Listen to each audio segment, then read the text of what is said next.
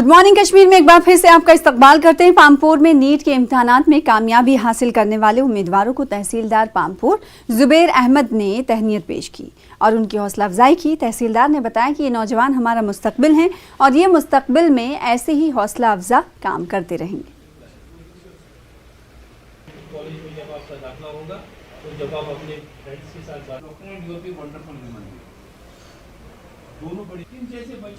Recently जो NEET का exam था उसमें क्वालिफाई किया है, तो हमने ये गनीमत समझा कि इन 3 बच्चों को यहाँ पर कुछ फेलिसिटेट किया जाए। छोटी मोटी एक फंक्शन रखी थी ताकि ये मैं समझता हूँ कि ऐसे बच्चे जो हमारी सोसाइटी से निकल के आते हैं एक लेवल पे ट्रेंड सेटर्स बनते हैं।